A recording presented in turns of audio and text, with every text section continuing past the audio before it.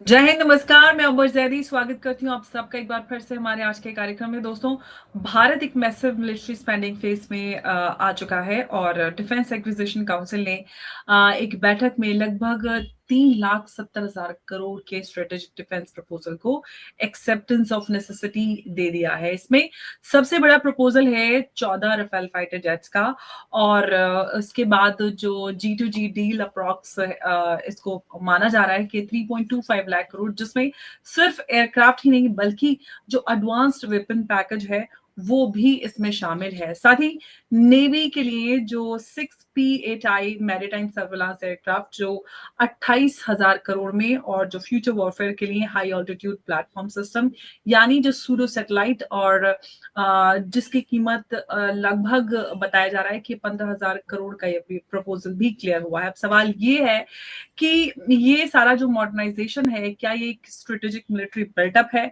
या ये कहें कि जो भारत है वो रीजनल डिफरेंस स्ट्रेंथन कर रहा है, या जो ग्लोबल पावर प्रोजेक्शन है उसकी तरफ बढ़ रहा है। और सबसे बड़ा सवाल कि इतना बड़ा जो डिफेंस पुश है वो एशिया की जो स्ट्रेटेजिक बैलेंस है वो उसको किधर लेकर जा रहा है, और इसी पर बात करेंगे। बात करने के लिए मेरे साथ मौजूद है उमेश जी। उमेश जी, बहुत स्वागत है आपका। जय हिंद, नमस्कार। जय सिया राम अंबर जी। जय सिया राम उमेश जी। उमेश जी, क्या ये जो 3.68 लाख करोड़ का जो ये डिफेंस प्रपोजल अप्रूव हुआ है, ये इंडिया के लिए मिलिट्री डॉक्ट्रिन में कितना बड़ा मेजर शिफ्ट लेकर आएगा? अमरजीत, कुछ दिन पहले एमका के ऊपर भारत सरकार ने डिसाइड किया कि प्राइवेट सेक्टर को इन्वॉल्व करना चाहिए for defence designing and development के लिए। प्रोटोटाइप के लिए उन्होंने टाइमलाइंस भी दे दी है और टाइमलाइंस के हिसाब से 2035 तक हमारे पास देसी फिफ्थ जनरेशन फाइटर एयरक्राफ्ट आ जाएगा। अभी भारत ने 114 मल्टी रोल कॉम्बैट एयरक्राफ्ट जो है फ्रांस की डसॉल्ट एविएशन के साथ हमने अभी डील करने वाले हैं। आज डिफेंस एक्विजिशन काउंसिल है जो एक हाईएस्ट डिसीजन मेकिंग बॉडी है। Before the prime minister takes the final decision, उन्होंने इसका क्लियरेंस दे दिया है। ये जो डील होने वाली है ये होने वाली है 3.25 लाख करोड़ की, और इसके अंदर 114 multi role combat aircraft Rafale जो है वो भारत के अंदर बनाने वाले हैं। इसके अंदर जो लाइकलीहुड जो है, जो खबर आ रही है, 14 जो एयरक्राफ्ट है वो फ्रांस से एज इट इज कंडीशन में भारत आने वाले हैं। उसके बाद 100 एयरक्राफ्ट भारत के अंदर बनाए जाएंगे। 60% लोकलाइज्ड कंपोनेंट्स यूज किए जाएंगे। 80% टेक्नोलॉजिकल ट्रांसफर किया जाएगा। हमारी जो मिसाइल्स है, इंडियन मेड मिसाइल्स, उसका इंटीग्रेशन होने वाला है। साथ में हमने फ्रांस की जो स्कैल्प और मीटियोर मिसाइल्स है उसको भी हम ले रहे हैं। भारत की जो एयरफोर्स की स्ट्रेंथ है वो अभी 29 स्क्वाड्रंस है। इस डील के बाद आप ये देखेंगे मेजर बूस्ट आएगा हमारे एयर पावर में।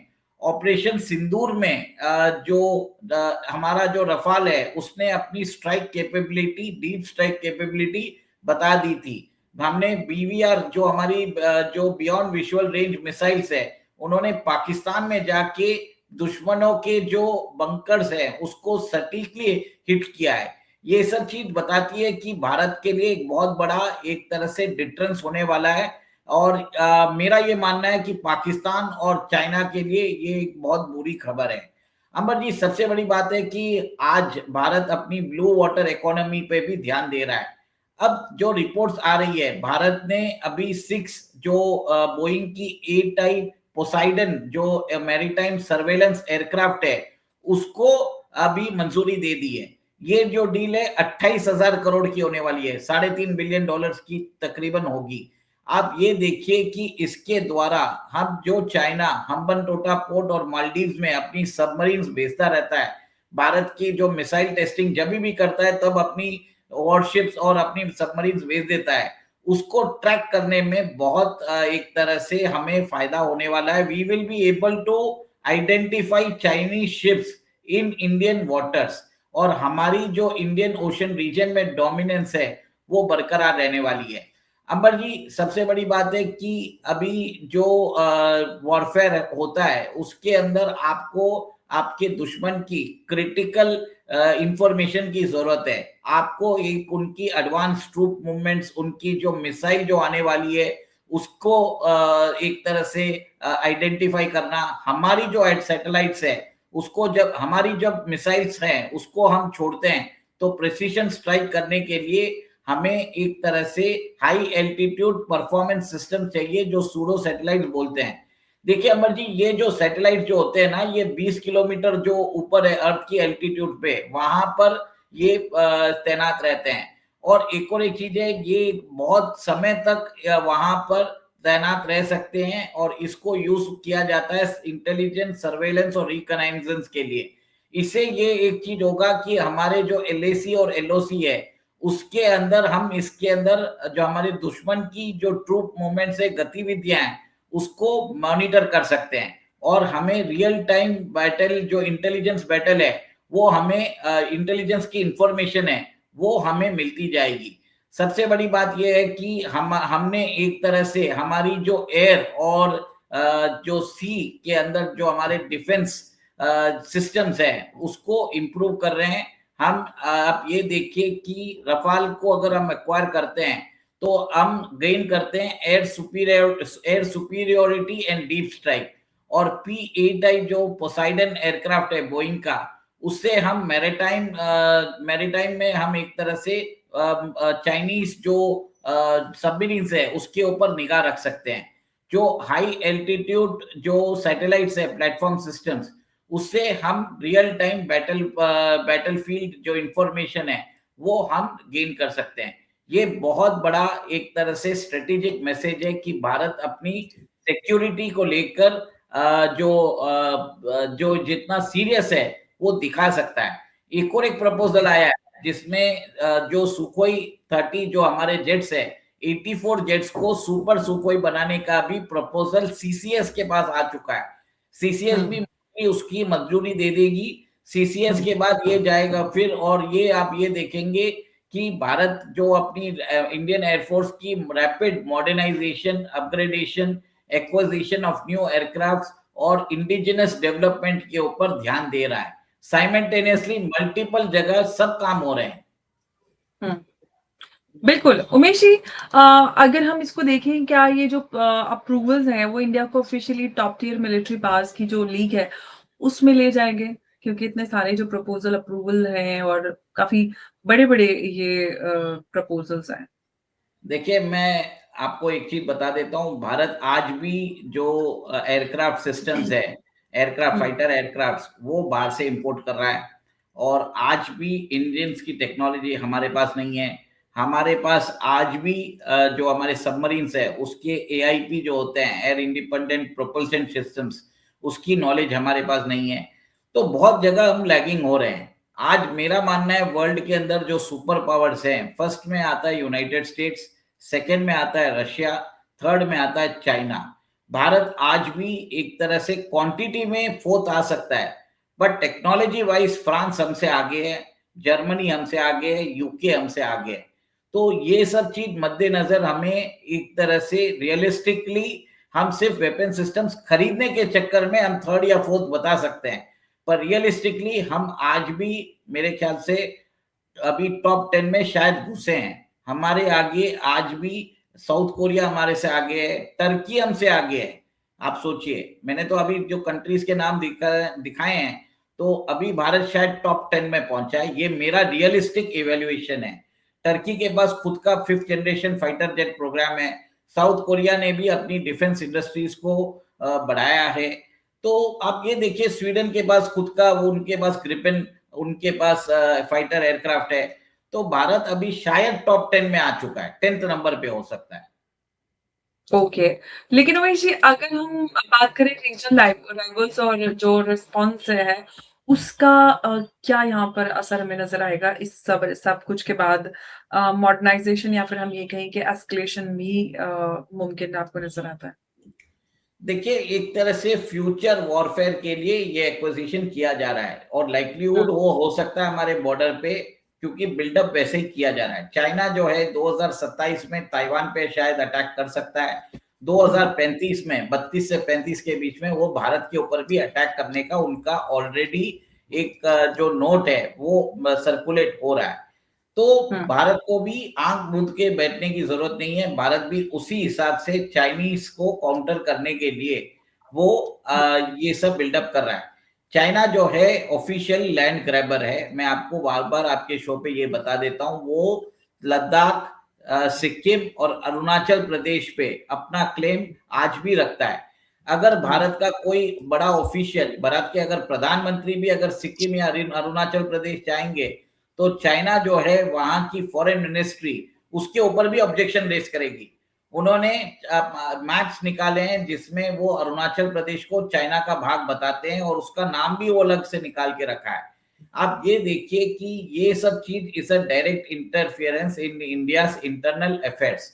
और अरुणाचल प्रदेश की अगर एक यात्री थी उसको शंघाई एयरपोर्ट पर 18 आवर्स तक डिटेन कर दिया था। ये सब चीज दिखाने के लिए कि चाइना जो है अभी भी असर्टिव है, ये इंटरनेशनल स्टेज में वो मैसेज भेज रहा है। तो मेरा ये मानना है कि आगे जाके चाइना के साथ हमारा वॉर लगभग तय है, कब होगा हमें नहीं मालूम, बट बिल्डअप के लिए भारत सरकार वही कर रही है। हमारे बॉर्डर रोड इंफ्रास्ट्रक्चर को डेवलप कर रही है, हमारी जितनी भी सुरक्षा कारण है, जैसे रियल टाइम बैटल इमेजरी के लिए हम सूडो सैटेलाइट्स लॉन्च कर रहे हैं, ये चीज बताता है कि the Indian government is serious कि अगर चाइना से वॉर हमें करना पड़े तो हम प्रिपेयर्ड रहें, हम चाइना को मुंह तोड़ जवाब दे सकें। और आपके पास अगर कैपेसिटी और कैपेबिलिटी होती है तो सुपर पावर्स जनरली आपके ऊपर अटैक नहीं करते, वो तब अटैक करते हैं जब आप अपने सिस्टम्स पे ध्यान नहीं देते हो, आप अपने डिफेंस सिस्टम्स के ऊपर अपग्रेडेशन नहीं करते हो। भारत ने अपने डिफेंस सिस्टम्स में आज ये एक तरह से मैसेज दे दिया है कि वो जो भी होगा वो फाइटर एयरक्राफ्ट को परचेज भी करने को तैयार है फॉर इट्स ओन ऑपरेशनल और सॉवरेनिटी एज वेल। तो ये मैसेज चाइना को दिया जा रहा है, पाकिस्तान को दिया जा रहा है, और शायद बांग्लादेश भी इसके अंदर इन्वॉल्व हो सकता है। ये मुझे एक तरह से कलेक्टिव मैसेज नजर आ रहा है। उमेश जी, यार सबसे बड़ी बात अब यहाँ पर ये है कि क्या ये जो सब कुछ हो रहा है, जो सारे अप्रूवल्स और डिसीजंस यहाँ पर सामने आ रहे हैं, क्या जो आने वाला दशक है या फिर हम नेक्स्ट डिकेड जिसको बोलें, उसका जो ग्लोबल पावर बैलेंस है वो इससे इन्फ्लुएंस होगा?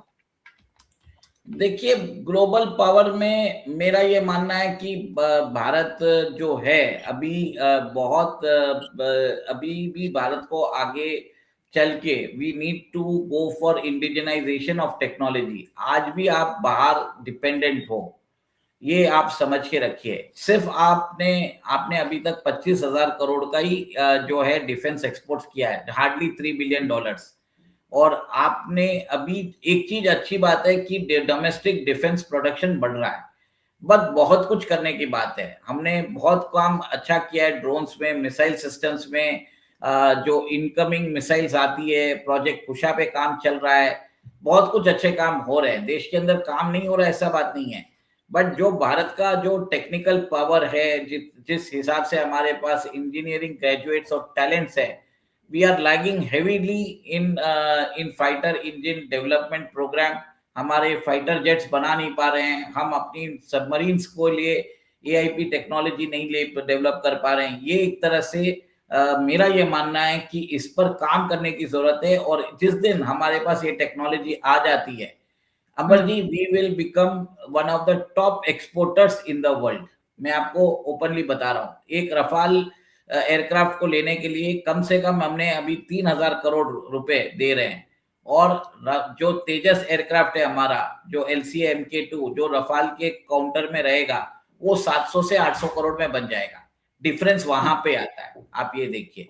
फिर भी HAL जो है 25% प्रॉफिट लेके काम करता है, तो वहां पर भी आपका नेट कॉस्ट 600 से 700 करोड़ ही है।